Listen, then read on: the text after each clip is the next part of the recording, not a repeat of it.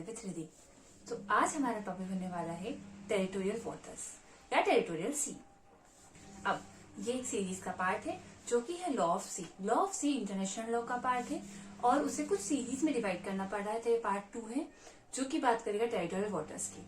Part 1 description में उसकी link दे रखी है, अगर आपने वो नहीं देखा है तो प्लीज उसे जरूर देखें, क्योंकि वो बात करता है इवोल्यूशन, क्या आखिर लॉ ऑफ सी कैसे बना, उसकी हिस्ट्री और बेसिक कंसेप्ट से। अब उसके अंदर सब सेक्शन में हम सबसे पहले पढ़ेंगे टेरिटोरियल वाटर।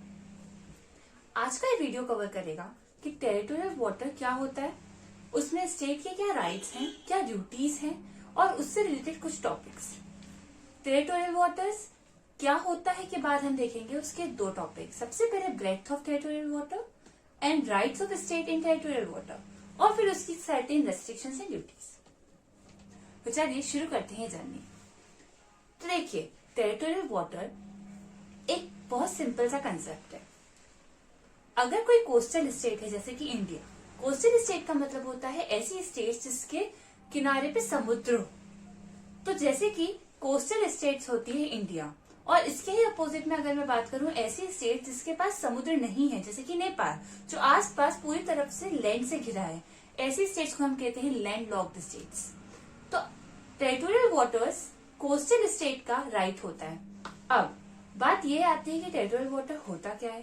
तो जैसे कि पार्ट 1 वाले वीडियो में एक्सप्लेन किया गया था कि टेरिटोरियल वाटर हम क्या मानेंगे, तो आप देखते हैं कि टेरिटोरियल वाटर होता क्या है। पहले कि ये जो हमने वर्ड यूज करा है टेरिटोरियल वाटर, ये हम पहले यूज करते थे। अगर आज के टाइम पे हम देखें तो हम इसे मैरीटाइम बेल्ट कहते हैं या फिर टेरिटोरियल सी। तो ये इसके कुछ वर्ड्स है। टेरिटोरियल सी हम नॉर्मली कोस्टल स्टेट जहां से लैंड उसकी खत्म होती है उधर से जितना सी है उससे 12 नॉटिकल माइल्स तक मानते हैं। अब ये नॉटिकल माइल्स क्या है, तो जैसे कि नॉर्मली आप हम मीटर किलोमीटर में किसी भी चीज को मेजर करते हैं, ऐसे ही अगर हमें सी की डिस्टेंस को मेजर करना है तो हम नॉटिकल माइल्स वाला मेजरमेंट यूज करते हैं। अब ये एक बहुत इजी कंसेप्ट है। अब आप बोलेंगे कि क्या है कि सी पे कैसे सोवरेनिटी है। तो क्या होता है ना, जो हमारे इंटरनल वाटर्स होते हैं, यानी कि हमारी रिवर, हमारे लैंड, हमारा जो लेक होता है, रिवर होता है, जितना भी पानी हमारे कोस्टल स्टेट के अंदर है, मतलब इंडिया के अंदर जो रिवर्स होती हैं उस पर तो इंडिया की सुप्रीमेसी होती ही है क्योंकि वो इंडिया के अंदर है। पर इंडिया की सुप्रीमेसी टेरिटोरियल सी पे भी होती है, यानी कि 12 नॉटिकल माइल्स तक सी पे। अब ये यहाँ कहाँ से शुरू होता है, इसको 12 नॉटिकल माइल्स ही क्यों मानता, मतलब कहाँ माना गया, क्या कहाँ लिखा है। तो चलिए शुरू करते हैं इसे। सबसे पहले देखते हैं कि पहले टेरिटोरियल सी को कितना माना जाता था। आपको क्या लगता है 18th सेंचुरी में जब इंटरनेशनल लॉ डेवलप हो रहा था तब हमें लगा कि हमें टेरिटोरियल सी में हमारी सुप्रीमेसी को एस्टेब्लिश करना पड़ेगा। मतलब अगर इंडिया का हक उसके अंदर के पानी पर, इंटरनल वाटर्स पर है, तो उसके एक्सटर्नल वाटर पर कितने हिस्से तक उसका हक है, होगा या नहीं होगा, इस बात पर भी डिस्कशन हुआ। तो ह्यूगो ग्रोशियस, जो कि फादर ऑफ इंटरनेशनल लॉ माने जाते हैं, उनका इसमें मेजर कॉन्ट्रीब्यूशन था। बहुत इंटरेस्टिंग बात यह है कि आपको क्या लगता है कि हम किस तरीके से मेजर कर रहे हैं इस बात को कि अगर इंडिया एक कोस्टल स्टेट है तो उसका टेरिटोरियल वाटर की लिमिट कितनी होनी चाहिए। तो इसका आंसर उनके अकॉर्डिंग था कि हम इसको सिक्योरिटी के बेस पे देखेंगे। मतलब 18th सेंचुरी में टेक्नोलॉजी बस इतनी ही डेवलप हुई थी कि वो लोग 3 माइल्स तक, कैनन शॉट 3 नॉटिकल माइल्स तक ही जा पाती थी। और अगर ऐसा था तो उन्होंने बोला कि टेरिटोरियल वाटर्स की जो मेजरमेंट होगी वो हम सिर्फ 3 नॉटिकल माइल्स मानेंगे, क्योंकि उस टाइम पर अगर कोई स्टेट हमारी स्टेट पे हमला करती है तो उनकी जो गोलीबारी होगी वो सिर्फ 3 नॉटिकल माइल से ट्रेवल कर सकती है। और इसी से लेकर देखा गया कि ये इतना हिस्सा इस स्टेट, मतलब कोस्टल स्टेट के सुप्रीमेसी में होना चाहिए ताकि वो उसकी स्टेट की सिक्योरिटी कर सके दूसरी स्टेट से। है ना इंटरेस्टिंग बात। अब इस बात को बाद में यूएन क्लॉज, जो कि मैंने पहले वीडियो में बताया था, जो कि सबसे लॉन्गेस्ट कॉन्फ्रेंस हुई है आज तक की, यूएन क्लॉज कन्वेंशन जो बना था उस पर क्लियर किया गया। उसका आर्टिकल 3 जो है वो बात करता है कि हम इसे 12 नॉटिकल माइल्स मानेंगे। टेरिटोरियल सी की जो मेजरमेंट होगी वो 12 नॉटिकल माइल्स तक जाएगी। तो अब हम 3 नॉटिकल माइल्स नहीं मानते, अब हम 12 नॉटिकल माइल्स मानते हैं। और यही चीज हमारा इंडिया में जो मैरीटाइम एक्ट है वो भी सेटल कर चुका है। अब ये तो बात आई कि हमारी डिस्टेंस कितनी होगी, पर ये कहाँ से शुरू होगी ये भी तो एक क्वेश्चन आता है।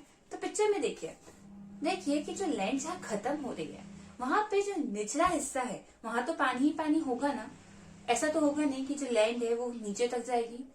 तो जो निचला हिस्सा है वहां से जो लो वाटर बेस लाइन आएगी, मतलब जो लो वाटर पे जो हम लो वाटर्स को देखेंगे और वहां से देखेंगे 12 नॉटिकल माइल्स, इतना हमारी स्टे की सुपरीमेसी होती है।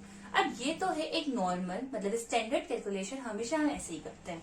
लेकिन कभी कभी सिचुएशंस ऐसी हो जाती हैं, जैसे कि एक केस है एंग्लो नॉर्वेगियन फिशरीज केस। इस केस में क्या हुआ ना, नॉर्वे एंड यूके के बीच में डिस्प्यूट अरोज हुआ था इसी बात को लेके।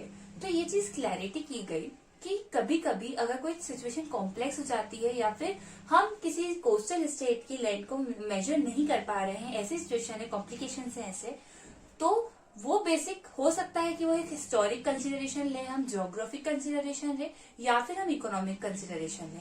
जैसे कि इस केस में क्या हुआ था ना, नॉर्वे बहुत टाइम से एक मेथड यूज कर रहा था कि उसकी जो लैंड है वो जहाँ खत्म हो रही है, मतलब जो हाई उसका जो यहाँ का हिस्सा है, जो स्टेट बेसलाइन सिस्टम यूज करेंगे, जहाँ पे उसकी लैंड खत्म हो रही है उस हाई वाटर्स से नाप के हम 12 नॉटिकल माइल्स लेंगे। स्टैंडर्ड कैलकुलेशन तो ये होगी कि हम लो वाटर बेसलाइन लेंगे, लेकिन अगर सिचुएशन कॉम्प्लेक्स होती है तो हम क्या करेंगे, स्ट्रेट बेसलाइन कैलकुलेशन लेंगे। स्ट्रेट बेसलाइन का मतलब जहां पे लाइन खत्म हो रही है उधर से नापेंगे। आई होप आप समझे होंगे। Straight baseline system and standard मतलब लोअर बेसलाइन सिस्टम से हम इस चीज को कैलकुलेट करते हैं।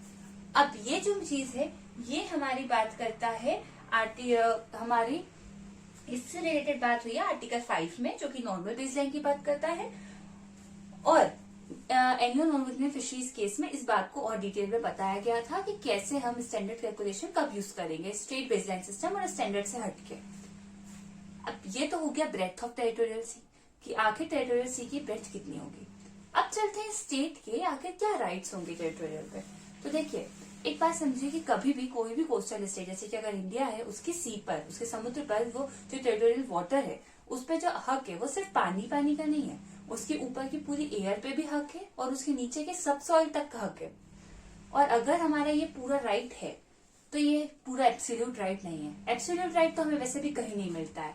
तो यहाँ पे कौन रेस्ट्रिक्ट करता है, हमें यूएन कन्वेंशन रेस्ट्रिक्ट करता है। अब क्या रेस्ट्रिक्ट करता है, तो यहाँ आता है doctrine of innocent, right of innocent passage.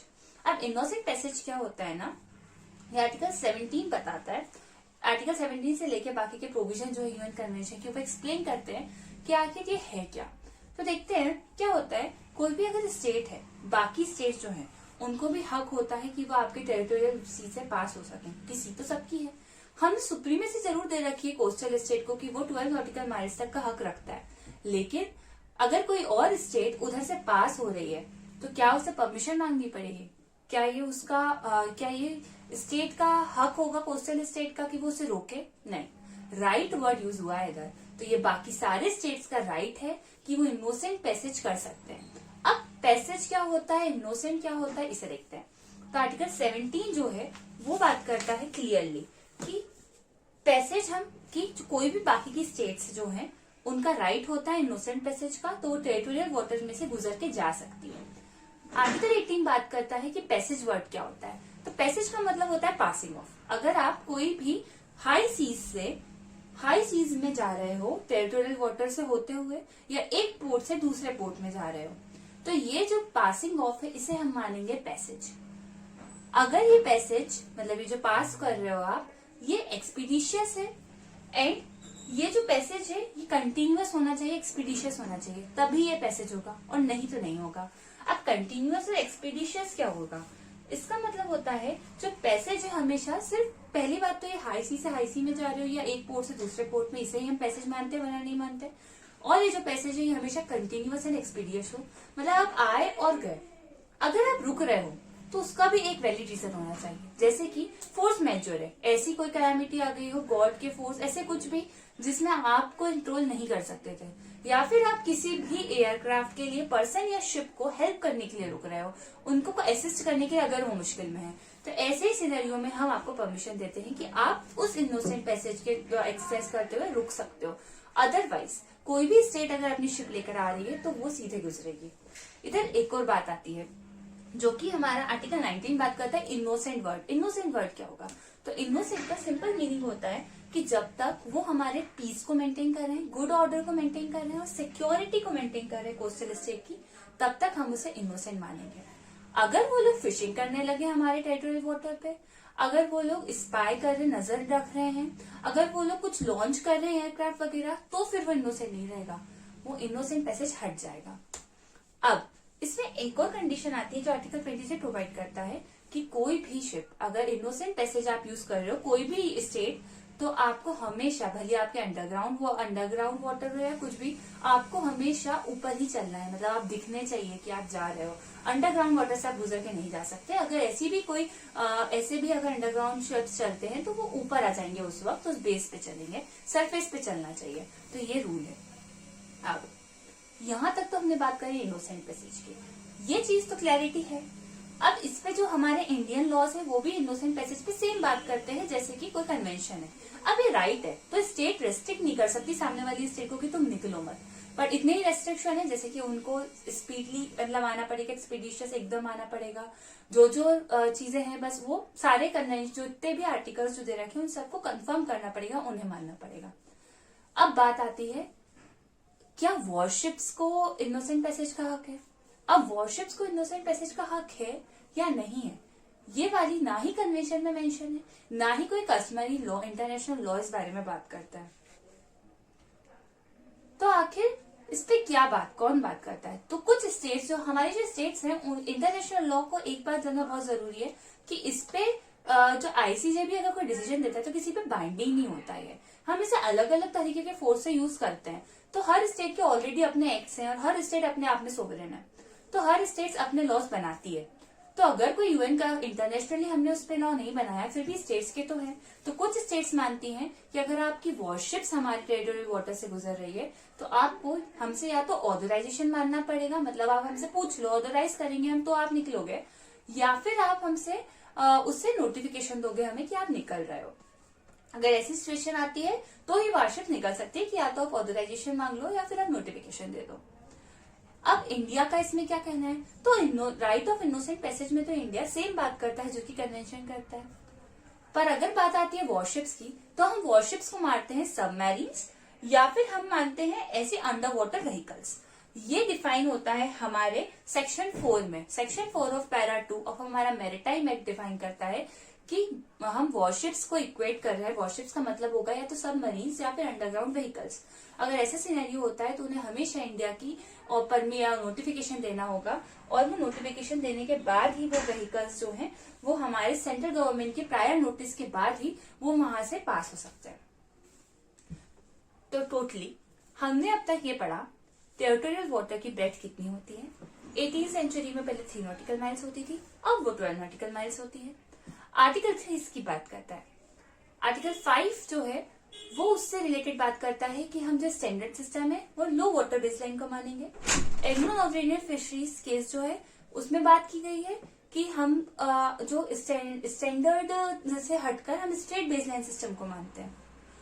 और इन सब के बाद हमने बात करी कि राइट ऑफ इनोसेंट पैसेज क्या होता है, हमारा राइट क्या होता है, कितना रेस्ट्रिक्शन लगाया जा सकता है, एंड इन द एंड हमने बात करी वॉरशिप्स की।